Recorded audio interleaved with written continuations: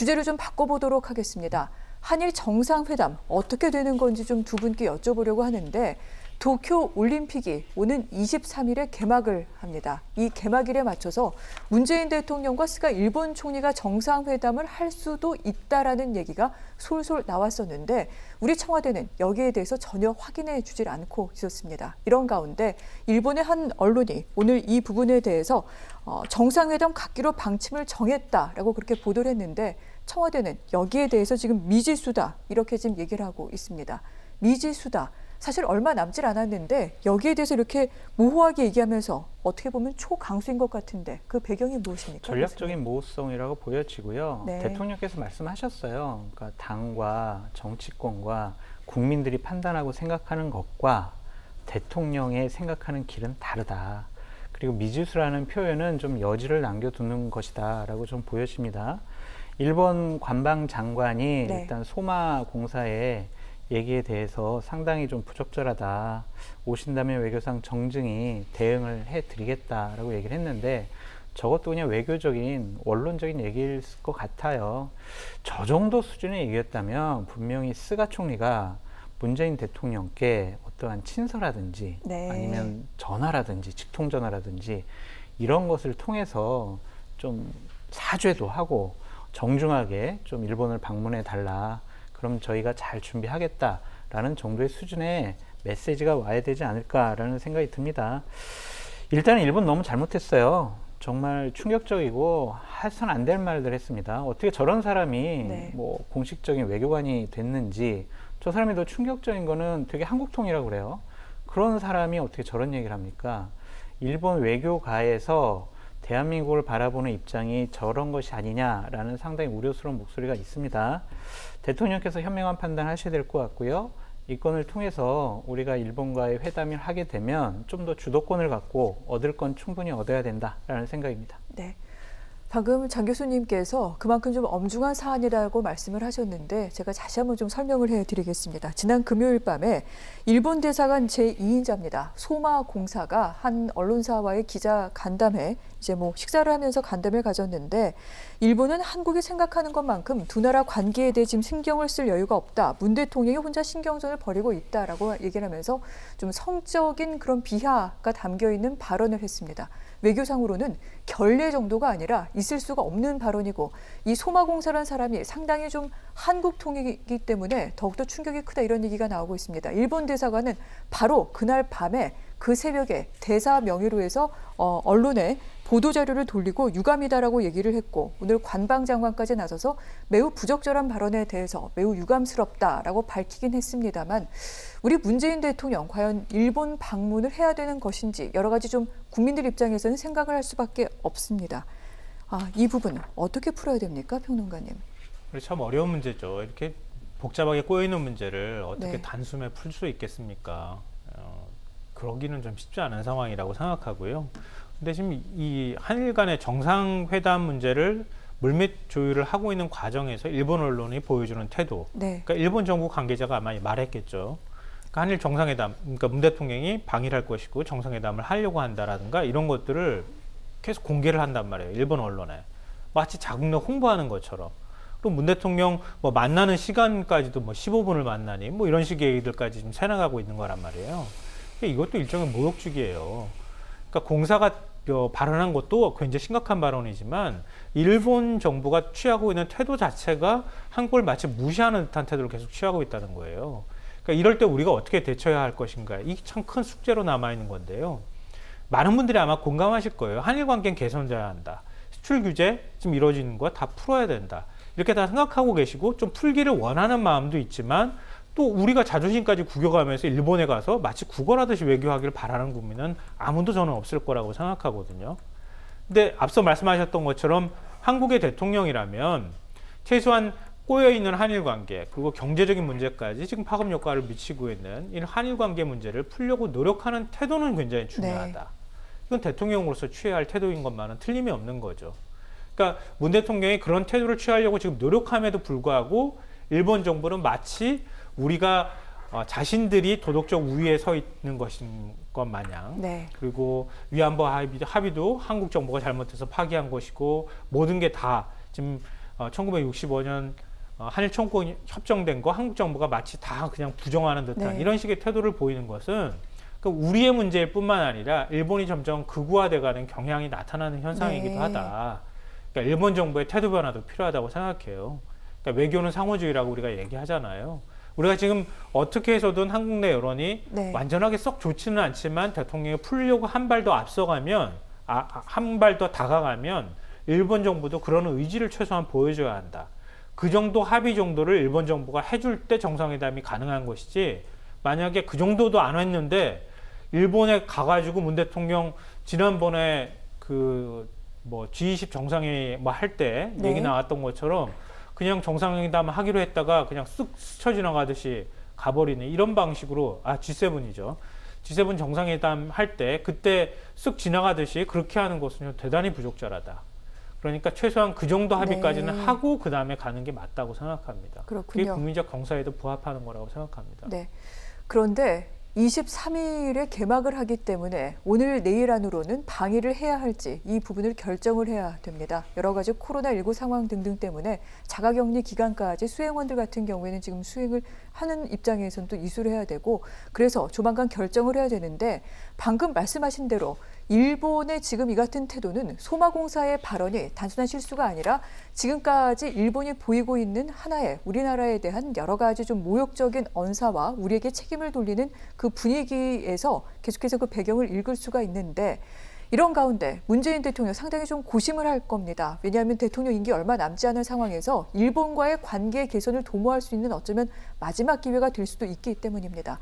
국민의힘 같은 경우에는 방일해야 된다, 지금 이런 입장이고요. 민주당은 그런 국민의힘을 향해서 일본 정당이냐 지금 이렇게 공격하고 있는데, 두 분께 아예 솔직하게 좀 여쭤보도록 하겠습니다. 일본을 가야 할지 말아야 할지 평론가님 어떻게 해야 됩니까? 그러니까 제가 말씀드렸던 것처럼 일본 정부가 무엇을 약속하는가가 대단히 중요하다 이런 생각합니다. 네. 그리고 저는 문재인 정부가 임기 말이기 때문에 일본 정부와 꼬인 관계를 풀어야 한다. 임기 말에 어떻게 해서든 마무리를 잘 해야 되겠다. 이런 욕심이 앞서지는 않았으면 좋겠어요. 네. 왜냐하면 박근혜 정부 시절에 앞서 제가 위안부 합의 말씀드렸던 것처럼 그 이전부터 시작해서 일본 자체가 우경화돼가는, 정권 자체가 우경화되는 경향이 있었던 데다가 여러 가지 좀 잘못된 합의가 또 중간에 있기도 했고요.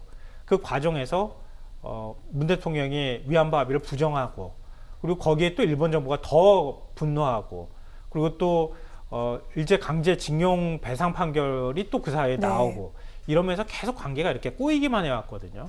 이거 단숨에 풀기 저는 개인적으로 쉽지 않다고 봐요. 그러니까 우리 일본 정부에서 한일 관계가 제일 좋았다고 얘기하는 게 김대중 오부치 선언 나왔을 때 그때를 얘기하거든요. 일본 외교관들도 공식적인 책에 그렇게 기록하고 있어요. 근데 과연 그 정도의 선언이 나올 수 있겠는가? 원래 청와대는 도쿄 선언을 한번 만들고 싶었던 욕심이 있었을 거예요. 그러니까 제일 좋은 그림은 거기에 김정은 북한 국무위원장까지 참석해서 뭔가 남북 관계까지 풀어가는 그림을 생각했을 텐데, 이미 코로나 상황이나 이런 것들 때문에 그건 불가능한 상황에 놓여 있다는 거죠.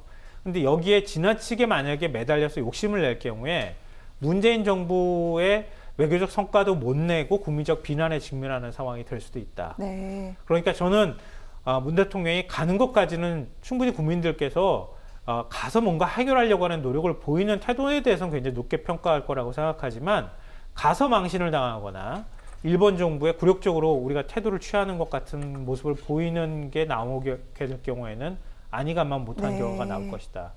그 사전의 약속을 오늘 정도까지 네. 분명하게 받지 않는 한 문 대통령이 저는 개인적으로 가면 안 된다고 생각합니다. 알겠습니다. 욕심을 낼 필요가 없다라고 그렇게 말씀을 하셨는데, 문제는 일본과의 관계가 단순히 한일에만 머무르는 것이 아니라 또 대미, 대중에도 분명히 영향을 미치기 때문에 상당히 좀 위중한 문제이기도 합니다. 교수님 어떻게 풀어야 됩니까? 외교는 정치가 아니잖아요. 외교는 전쟁이 아닙니다. 외교는 철저하게 국익의 관점에서 판단을 네. 해야 된다라고 말씀드리고 싶어요. 외교 득실을 따져봤을 때 대통령께서 일본에 가시는 것이 득이 더 크면 가셔야 된다는 생각이 들고요. 실이 더 크면 안 가시는 게 맞겠죠. 근데 가셔서 할 말씀 다 하고 오셨으면 좋겠어요. 그냥 너희들 왜 방위백서에 계속 독도는 니네 땅이라고 계속 그러고 있느냐. 그리고 강제노역한 분들 왜 당신들이 인정 안 하느냐. 우리는 선수촌에 이순신 장군을 연상시킬 수 있는 현수막 뗐는데 너희들은 왜 올림픽 경기장에 왜 우길기를 반입하는 것을 왜 허용하느냐. 이런 것들, 잘못된 것들에 대해서 분명히 좀 지적을 하시는 게 어떨까라는 생각이 좀 듭니다. 앵커께서 말씀하셨듯이 이번에 못 만나시면 임기 말까지는 한일 관계 회복은 물 건너갔다라고 볼 수밖에 없거든요. 중국과 북한에는 상당히 인내하는 모습 보이셨어요. 그러니까 좀 굴욕적인 모습까지 보였다고 저는 생각이 드는 게 중국에 가셔가지고는 중국은 큰 보물이다. 우린 작은 나라다. 이렇게 우리나라를 좀 폄하하는 얘기도 하시고 북한에서는 김여정이 뭐 삶은 소대가리니 뭐 앵무새라느니 이런 얘기를 해도 가만히 계셨잖아요. 일본과의 특수관계가 있긴 하지만 어쨌든 최소한의 일본 스가 총리와 일본 정부의 비공식적이든 공식적이든 사과를 좀 받으시게 되면 그리고 여러 가지 회담에 대한 예우를 잘 갖추겠다라는 전제 조건이 있다면 네. 가셔서 회담 정정당당히 하시고 우리 올림픽 대표 선수들 좀 격려 좀 해주시고 그렇게 오셨으면 좋겠다라는 생각도 듭니다. 시간이 되면 이 말씀 꼭 드리고 싶은데요. 박근혜 정부 시절에 천안문 막내에 올라서 중국군 사열 본 대통령도 있어요. 그러니까 그걸 굴욕적이라고 표현하시면 안 되는 거라고 생각하고요. 그리고 일본 가서 문 대통령이 독도 발언하고요. 그다음에 한일 위안부 발언도 하고 네. 여러 가지 발언 다 내놨으면 좋겠다고 하는 게 국민적 심정일 거예요. 마음일 거예요. 근데 그렇게 하러 일본 가는 건 아니에요.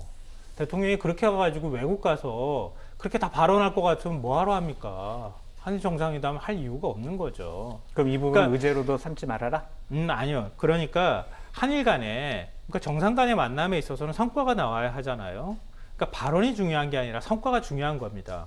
그러면 그동안에 수출 규제 문제 있었던 거 수출 규제 푼다던가 아니면 일본과 한일 간에 그러니까 최소한 역사적인 문제로 얽혀있는 부분이 있다고 하면 기존 합의를 어떤 방식으로 존중하고 그 다음에 어떻게 정치적으로 이런 문제를 해소할 것인지 그리고 배상 판결 나오는 부분이나 이런 것들은 그러면 어떻게 문제를 풀어가면 좋을 것인지 이런 거에 대한 최소한의 지향이나 이런 것들이 나와줘야 하는 것이지 문 대통령이 일본 가서 독도 발언하려고 일본 갑니까? 그거는 저는 그냥 뭐라 그럴까요? 가지 말라는 얘기보다 못하는 말이다. 근데 그렇게 생각하고요. 그러니까 최소한 그 정도의 서면 합의를 하거나 양자 간에 만났을 때 합의될 정도의 수준의 논의 수준이 올라왔을 때 한일 간 정상회담이 이루어지거나 이건 국제회의가 아니잖아요. 그러니까 최소한 축하사절로 가서 한일 간 정상이 만났을 때 그 정도의 최소한 낮은 단계의 합의문 정도라도 만들 준비가 되어야 한다. 근데 그 정도 준비도 안 돼 있는데 덜렁 일본 가가지고 문 대통령이 한일 관계 자극하는 발언만 더 쏟아내고 온다고 하면 한일 관계는 더 최악으로 치달을 겁니다. 그러니까 다음 정부한테 한일 관계를 풀어가는 데 대한 부담을 주지 않기 위해서라도 그건 저는 바람직하지 않다고 봐요. 김성환 평론가님, 저도 이제 국회에 많이 있으면서 외교를 잘 많이 봐왔고 당연히 물밑 조율을 통해서 최소한의 의제에 대한 공감대는 형성이 돼야죠. 그러한 것은 기본적인 전제 조건이고 지금 민주당의 입장이라든지 대통령을 지지하는 지지층의 입장을 보면 독도 문제라든지 위안부 문제라든지 강제징용 문제라든지에 대해서 대통령께서 어떠한 선명성 있는 얘기를 해주기 바랄 거예요. 그러니까 그것이 사전에 조율이 되든 안 되든 그 부분만큼은 대통령이 지금까지 견제해온 입장을 보면은 정상회담의 의제로 꺼내지 않는 거는 상당히 실망감을 줄 수 있다라는 차원에서 말씀드리고 김성환 평론가님 말씀이 맞긴 맞아요. 네, 조율해야 알겠습니다. 됩니다.